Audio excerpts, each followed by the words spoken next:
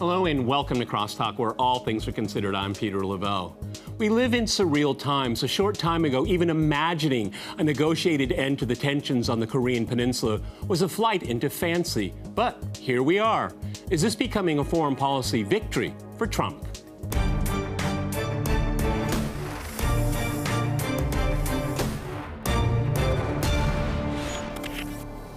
Cross-talking Trump's foreign policy, I'm joined by my guest, Mark Sloboda. He's an international affairs and security analyst. We also have Xavier Moreau. He is the founder of the Center for Political Strategic Analysis, Stratpol. And we have Dmitry Pavlovich. He is the political analyst with Sputnik International. All right, gentlemen, crosstalk rules in effect. That means you can jump in anytime you want, and I always appreciate it. Xavier, let me go to you first. We're going to devote a good part of this program to what's going on in the Korean Peninsula. However, the president of the country that you come from, France, was visiting the United States. How would you sum up Macron's visit? Because if you want my 2 cents, it was quite humiliating for the French president. Quite humiliating, it's exactly the word I would like to use. And in my opinion, Trump again showed that he very well prepared his meeting with the different chief of state. And in my opinion, he heard some rumors, because it was in some medias, that Emmanuel Macron has a special sexual orientation. And so he played with him. And, well, he looked like he was being played with. Yes, I mean, I think, you know, even if you're not really interested in politics, the visuals of their encounter, I mean, it's gone viral. I mean, and everyone's laughing, okay? But, you know, I'm not trying to protect... Exactly, Mark. Exactly. Dandruff there, Exactly. We want you to be perfect. You can hit him if you want. Yeah, Go ahead. Yeah. I'm not trying to protect Emmanuel Macron, but in my opinion, what did Donald Trump is unacceptable. And in my opinion, it's a mistake, because Emmanuel Macron came really as a friend to Trump. And he just has given the evidence that he's a loyal feudal, I can tell. Yeah, because I mean, we bombed together the Syria. I guess so the top line was he tried to dissuade Trump from leaving the Iran deal, but he didn't get anything, okay? No, I mean, anything. Even he had to admit to media that, well, I didn't change his mind. But apparently, he did make the claim at one time that he made Trump commit to staying in Syria. It reminds me Nicolas Sarkozy, because when Nicolas Sarkozy was chosen by French people, he was Sarkozy American. He made his first speech just after being elected about how the US have to be our great friend. The problem is Obama came as a president, and Obama, I don't know why, hated Sarkozy. Because Sarkozy supported... I didn't like him very much either. No, actually, I'm with Obama. This is one of the few cases when we agree with Obama. Actually, in my opinion, it was because Sarkozy was supporting the Republicans. But the result is Sarkozy, after 1 year at power, understand that the real friend of Nicolas Sarkozy was the Russian. Because when he came in Russia, and I hope it will be the same for Emmanuel Macron within 4 weeks, when he came in Russia, he was welcome like... And we have to admit, you know, going back through history here, one of his foreign policy successes was to be involved in the mediation of ending the conflict in South of Ossetia. Okay. Yeah. Dima, jump in. You're a Frenchophile. I don't know about body language, but let's look at the facts. That was the first visit by a leader of a major European country since Trump came to power. When Trump came to power, Macron said, and the leaders of the European Union said, that Trump and Putin were, I'm quoting, a threat to European democracy, that they were dangerous. So when did Trump stop to be dangerous? Not when he was elected. He stopped being dangerous when he started bombing Syria. Exactly. When he started bombing Syria, he started... All right, let's finish up on this, because I really want to dig into Korea. Let's get past the optics of the bromance, from Trump leading Macron along like a newlywed or a little French poodle, to the album cover, the alternative rock album cover of them all planting trees in the yard together in very awkward, very strange poses. But you know, the reality is right after that, Macron went and spoke to Congress and spoke quite vehemently against every one of Trump's policies and beliefs. So, I don't think Trump was fooled. Macron didn't get anything that he came out of there. This was all about optics, and all And the of optics these, were bad. all of these Western media journalists commenting on body language and bringing in body language experts and everything. It's all ridiculous. It's all ridiculous. But you know, Mark, because I agree with it was ridiculous, but that's kind of the default position when there is no substance, and there was no real substance. Macron is now being hailed after Merkel has failed as the new leader of the free world, right? The new leader of the free world just bombed Syria, saying it was for the honor of the international community, or at least the two, Trump and his two client states that attacked Syria, their honor. Sykes-Picot. He also said that part of his reason for doing it was to prove that he is the equal of Putin. Yes. Macron, you dear little globalist bankster, Rothschild bankster, you are no Vladimirovich It Putin. reminds me Barack Obama, during the last years of his mandate as a president, always explained that, no, I went against Putin. Putin never talked about it, but he was always explaining, no, it's me. I played Putin. I win the fight. Pigeon chess. Macron is a grandmaster of pigeon chess. Okay. Just to be more serious, One more thing, go ahead. In my opinion, Macron really wants to be the white Obama. Yes. And if you listen to what he said when he was in the United States, for instance, it's not politics. It's he will save the planet. For instance, there is no planet B. He has some communicants who prepare such, formula.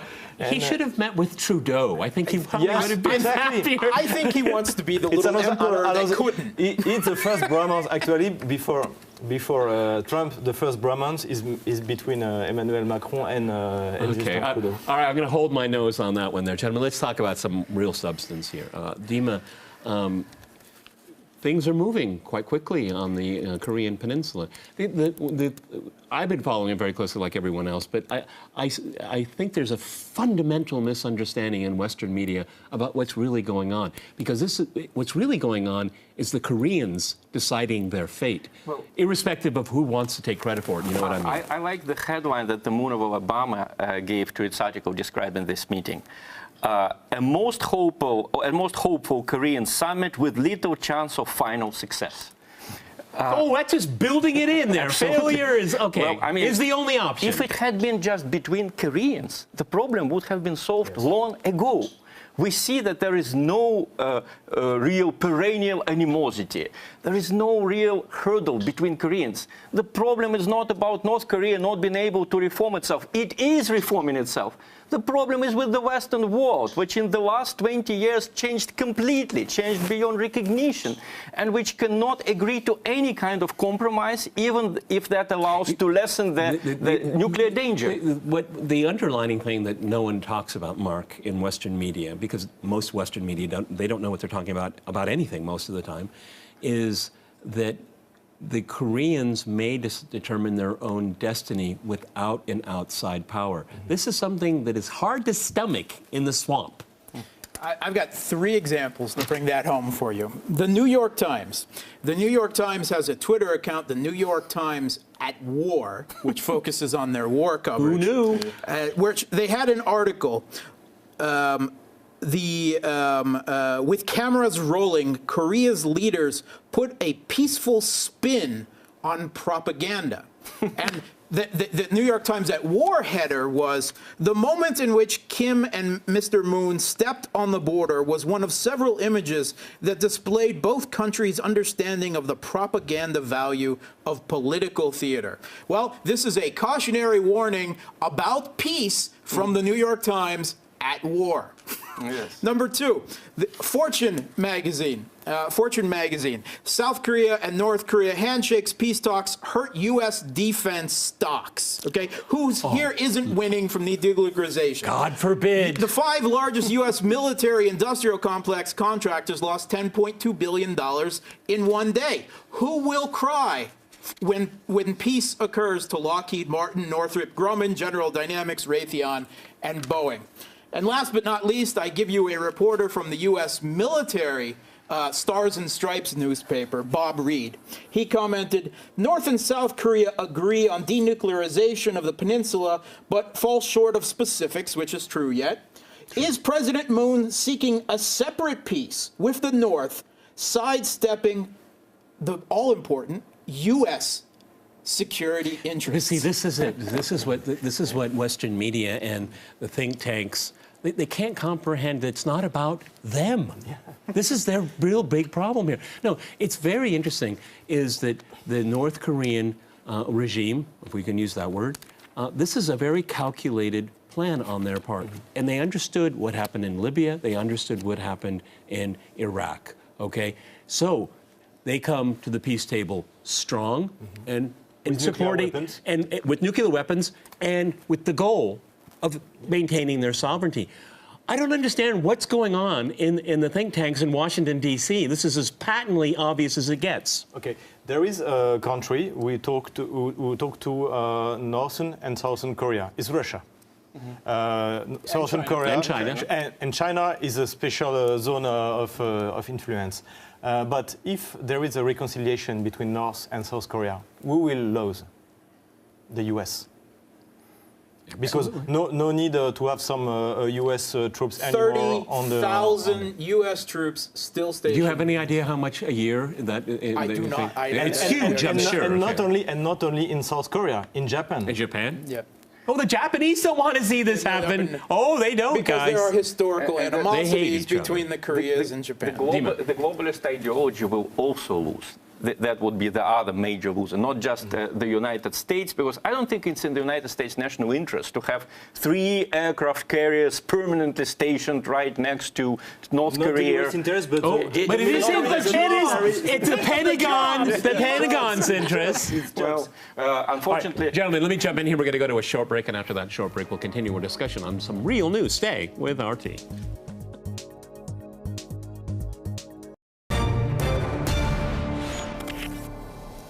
Welcome back to CrossTalk, where all things are considered. I'm Peter Lavelle. To remind you, we're discussing some real news.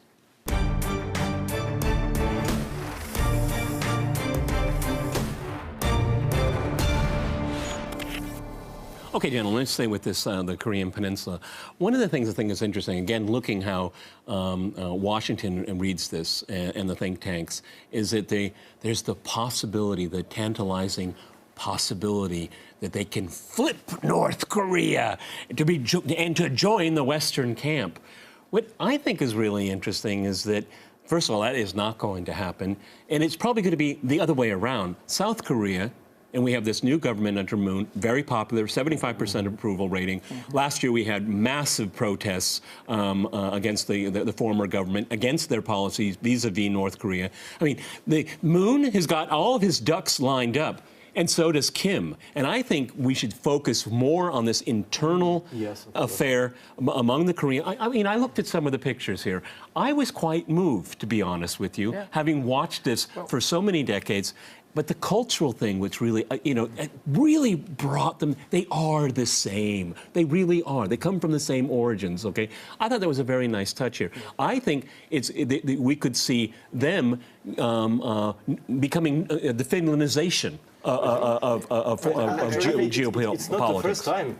In 2000, the president of South Korea got the Nobel, granted by the Nobel. Yes. Well, in fact, we should not forget who started the whole thing. There were meetings between the North Korean and South Korean presidents in the year 2000. In the year 2007, the group that scrapped the whole peace process was the new conservative government of South Korea, recently headed by Park Geun-hye, the former president, who is now under, well, basically was sentenced to a few years for corruption. So people in Korea, why is there such an approval rating for Moon Jae-in? People want peace, The South Korean government, conservative government that scrapped the peace process is no longer popular. I don't think it was popular when it did these things. And now there is hope again, and who is destroying that hope?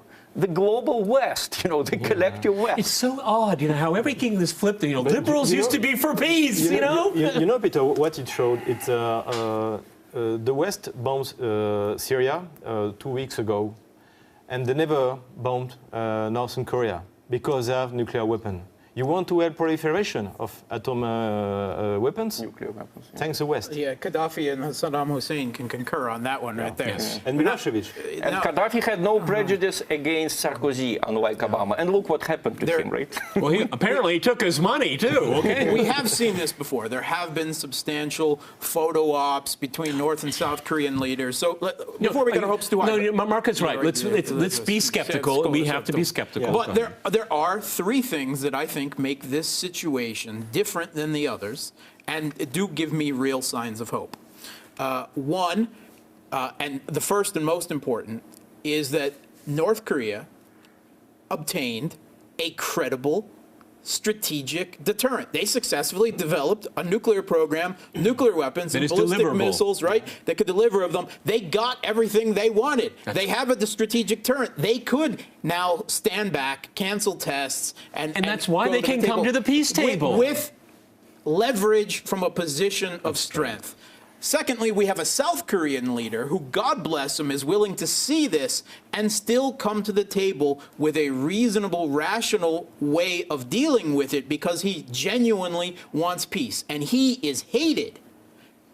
Moon is hated in the D.C. blob and military establishment. He's despised there. And third, I'm sorry, we have a U.S. president who is incompetent, right? Whatever much may be said, you cannot credit Trump promising fire and annihilation on North Korea as having achieved this. Now, I know that both the South Korean and North Korean leaders have credited him. There's a reason for that.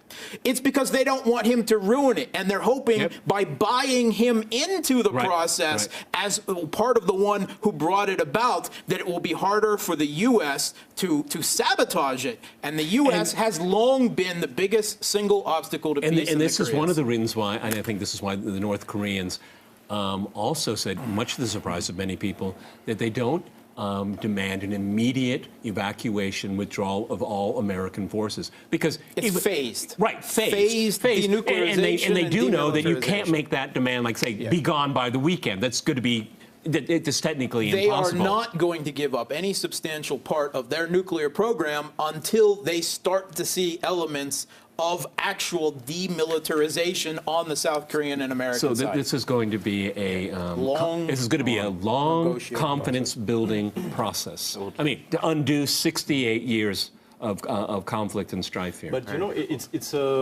concerning Trump. He did the same with Syria actually 2 times. He first shouting, threatening, and finally he sent some bombs warning Russian where they more or less where they are going to fall. And it's exactly the same with Northern Korea.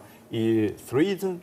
He was aggressive, and In the end, nothing. But I would argue that Trump walked right into Kim's gambit. This has been in the works. Mark's absolutely right. Secure your, have a deterrent, secure your sovereignty, have options, have a backer. The Chinese, to some extent, Russia. I mean, if we look at what's being proposed right now, where people are getting all up in a lather. Go to the United Nations Security Council at the end of last year when they had a round of sanctions against North Korea, and the ambassador from Russia, the ambassador from China read these very long statements. No one in the West listened to them. They listened to the garbage and the histrionics of Western ambassadors there. But this plan, what was announced at the end of last year, is being put into place right now. If we see some genuine progress on this, right, definitely. Both leaders of North and South Korea for the Nobel Peace Prize, but they'll have to give it to Trump too. No. Let's also give credit. Hey, they gave it to Obama for no reason. Okay. The 2 other people who did help bring it about deserve credit are Putin and Xi Jinping. Yep. Well, if I don't expect it. I don't expect that's going to happen. if Trump gets it, as some of the U.S. media suggested, then I would say this is in the same chain with Gorbachev and with Obama. Look what happened to the countries that they blessed with their peaceful activities. Well, they gave it to the EU not so long ago, too. And to OPCW. That's when it really was a disgrace. In another side, back to Donald Trump, doing as he does. It's frightening, when he started to threaten Northern Korea. He showed to the warmongers in the United States what it could be done.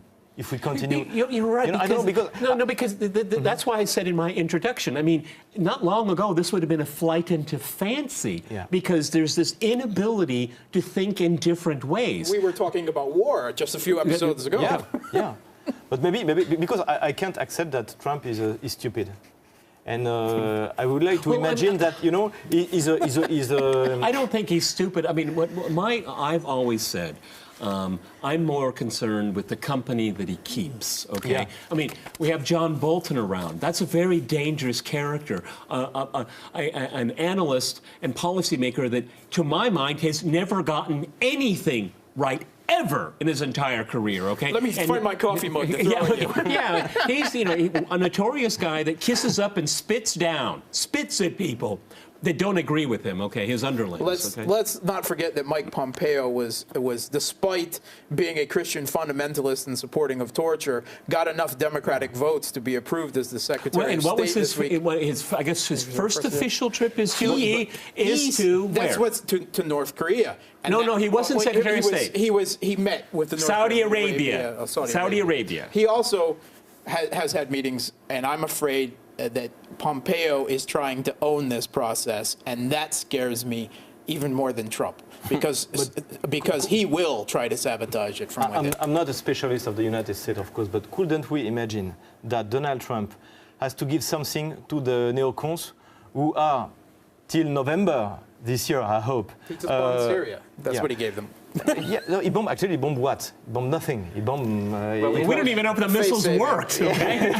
Financially, it was the most disastrous thing in the world because they spent $213 million in order to destroy $100,000 worth of Syrian plants and storages. You know, did you see what they destroyed? 76 missiles on plants. Absolutely. But you know, I want to go back to you brought up a point that I think is really important here. I would like back to Donald Trump. In my opinion, choosing, for instance, Pompeo, choosing Bolton, maybe it's a way for Trump to get some times before the next election, I mean the third of Congress and the House of Representatives in November.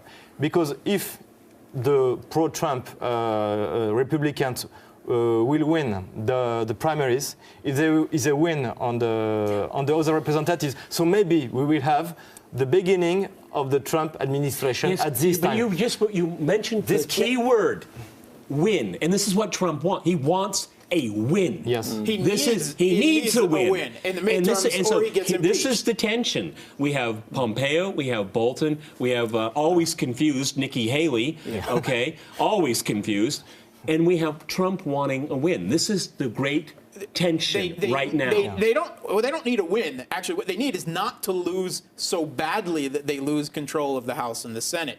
And this is why the neocons own the administration, because there are enough neocons that if Trump made a serious divergent from established U.S. militarist policy around the world, there's enough neocon votes to side with the Democrats to impeach him now.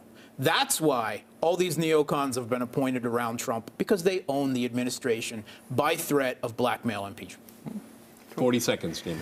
Well, I just don't know how all of that is going to pass legally, because we have just heard that there was no collusion between Trump and Russians. And then what happens to all of these sanctions? Let me remind you that the first sanctions were introduced because of the Russian collusion with Trump's campaign. So But never proven, just accusations. And now the sanctions are going to stay, even though the reason for them has been officially declared by the House's Intel Committee to be wrong. No one even remembers now the reason for the sanctions, only that Russia needs to be sanctioned. Absolutely. All right, gentlemen, that's all the time we have for this segment of the program. Many thanks to my guests here in Moscow. This is the end of our broadcast segment. Stay with us for the extended version on our YouTube channel. See you next time, and remember, crosstalk rules.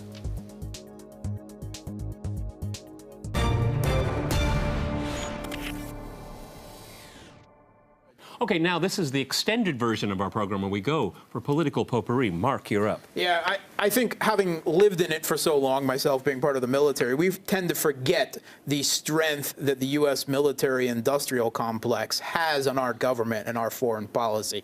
And to demonstrate exactly that, I give you Wolf Blitzer. Roll it. We are refueling the Saudi bombers. So we are essentially part of the bombing campaign. We're helping them choose targets, and we are refueling the Saudi bombers that are dropping the bombs. It is said that thousands of civilians have died in Yemen because of this. Yes, we need to have a debate over this. So for you, this is a moral issue, because you know there's a lot of jobs at stake. Certainly, if a lot of these defense contractors stop selling warplanes, other sophisticated equipment to Saudi Arabia, there's going to be a significant loss of jobs and revenue here in the United States. That's secondary from your standpoint. And there you have it. Wolf Blitzer tells us what's really important in the United States. On one hand, we have the moral viewpoint that bombing and invading Yemen at a cost of tens of thousands of deaths, our UN is talking starvation of 14 million is possible, right? Something that could lead straight to genocide. On the other hand, it reminds me very much of the Mike Morrell thing, when we have to start killing Russians and Iranians. No pushback. No. Are you suggesting, sir, murdering people? On the other hand, we have U.S. jobs. I mean, who will cry for Northrop Grumman? If we don't give these bombs to the Wahhabist terror-sponsoring dictatorship of Saudi Arabia to drop on the poorest country in the world, the children of Yemen, then Americans could lose jobs, and U.S. military-industrial complex could lose shares of stock. It just proves that I've said many times in this program is that there are many in power that have lost any kind of moral compass whatsoever. Wolf. Well, international human rights organizations say that at least 123 children die in Yemen every day because of malnutrition, because of the blockade imposed by the Saudis, and because of stray bombs. And after all of that, the US media and the European media, they accuse Russia of exploiting children during their press conference on the proven chemical attack in Duma on April the 7th. What was Russia's crime? Let me just quote what The Intercept wrote about it. Russia flew 17 Syrians from war zone to The Hague on Thursday, where they all testified that they had seen no sign of a chemical attack. End of quote. So the problem is not that they testified that this chemical attack never took place, and let me remind you that the bombings raids were based on that attack. Russia's crime is to flow in 17 witnesses, including a boy who was part of the video that was the justification for the U.S. and its client states to bomb Syria. Including the boy named Hassan Diab, who is seen on that video, presented there as one of the victims of the chemical attack. And what do they write? The Syrians have chosen a boy that had been seen in video recorded by an opposition activist in the immediate aftermath of the attack. White helmets, okay. He hadn't, the problem here is that they write, the boy had been seen in the video. What do you mean? He is on the video. He's in the center of it. You can see it. You can check it every second. But, this publication is from The Intercept. So The Intercept is completely enraged about this. They say that Russia manipulated children. Robert McKay, exactly. Yeah. And then they write also something else that I think is just hilarious. The boy was described as a witness, and the problem is that the Russians have not reported anything, and their witnesses did not say anything on what took place in a nearby residential building, end of quote. You lied about this hospital. You made a fake video. And then you say, this is not relevant. In a nearby building, something terrible happened. And the witnesses are talking about something else. Well, the witnesses are talking about something they saw. It would be a crime if they talked about something that took place in a nearby building. The Guardian said, obscene masquerade. Absolutely. Russia criticized by them over Duma chemical attack denial. Well, not only Russia was criticized. They have never proven that there was one. But the 11-year-old child who was part of this faked video did, right? You want to know what an actual obscene masquerade is, right? Bana Abed. It's okay to exploit a child as long as it's supporting our narrative for regime change in theory. The white helmets, right? Gay girl in Damascus, remember that? That is an obscene masquerade. Danny the Syrian, yeah, that's a masquerade. Richard Engel's Kidnapping in Syria? Yeah, that was an obscene masquerade. Moderate jihadis in Syria The were ultimate supporting. That's a masquerade. Claims of impending genocide in Libya? Yeah, that was a masquerade. Colin Powell holding up biological weapons on the floor of the UN Security Council to attack Iraq. The Kuwaiti ambassador's daughter screaming Mark, about we could devote an entire incubator program babies. to all the These are masquerades. obscene Okay, masquerades. Serbia, everything. I just Hold it. Go ahead. No, you know, actually, it reminds me again something. It's MH17, because till now there is no evidences that it's the Russian, and in my opinion, the Ukraine army did it. But the huge and aggressive sanctions which were taken against Russia. Yeah, because they can just after that. So it's the pattern, because I remember that John Kerry went out on all the Sunday news programs, and within hours of the shooting down of the Malaysian. We have some evidences. But we're still waiting. They accuse, but they don't have, and they never show any evidence. And they never reported that before MH17 was shot down, Donetsk was bombed several times, with more people dying there from bombs than people who died in that airport. Okay, you mentioned Ukraine. Xavier, I'm getting everybody warmed up. I think it's going to be a very hot May in Ukraine. Yes. What's going on? In my opinion, it's a very dangerous moment now. Why? Because the weather is good for war, and Kiev has one short time when it can do something before the World Cup to get the same boycott than the Soviet Union get after invading Afghanistan in the 1980. So in my opinion, the next 6 weeks will be very dangerous. I still optimistic because in my opinion, Kiev has not the resource to start something which can win the war. I mean, if they start something too strong and they got a counterattack, they are counterattacked, who knows where it will be finished? Because don't forget that the regime's existence is at stake. Yeah. Exactly, and don't forget that the first unrest was in Kharkov, even not in Donetsk, in Kharkov. And how many people living in all the Odessa, Zaporozhye, Kharkov, Russian-speaking regions. Russian-speaking, and we are living under the pressure of the police, of the SBU, of the militias. And what happened is suddenly all the Kievan army start retreating. Let's talk about what's happening in Ukraine. The Twitter account Defending History, which talks, it's a Twitter account entirely devoted to stopping historical revisionism of what happened in Eastern Europe in World War II and so on.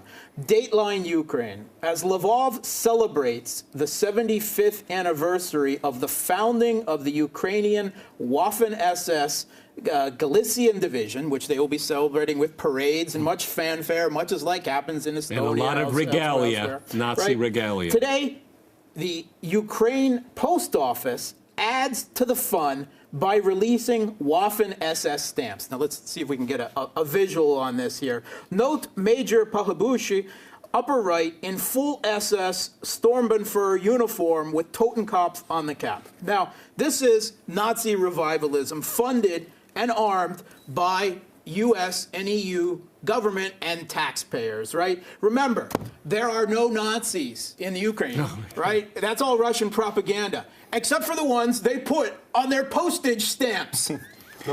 Last word, 1 minute, go ahead. The president of Ukraine Parliament, Andrei Parubi, is a neo-Nazi. He's a writer, founder, ideological. And this guy met with our Minister of Foreign Affairs, it was months ago, and shake his hand. And at the same time, Catherine Ashton and shook her hand. He met with Justin Trudeau, the great liberal. He met with Obama. Again, there is good Islamists and bad Islamists. There is good Nazists and bad Nazists. As long as you are a good ally with NATO, you can do what you can be. As long as you're a good liberal, you can think that way. As Dulles said in the 1950s, when the U.S. was supporting them back then, they're moderate fascists. They are our moderate fascists. This is a parody of rationality. 5 seconds for me to say something important. Poroshenko will face election in less than 11 months. His popularity is less than 10%. The only way for him to stay in power is to start a war, unfortunately. The only way. And the United States have no substitute for him. Yeah, and everyone in Ukraine has a popularity lower than that. All right, on that note here, we've run out of time. That's it for this segment of our program. I'd like to remind you, we'll be gone for a week. We're going to go on vacation, and we'll be back on May 9th, I think. Thank you for watching, and remember, crosstalk rules.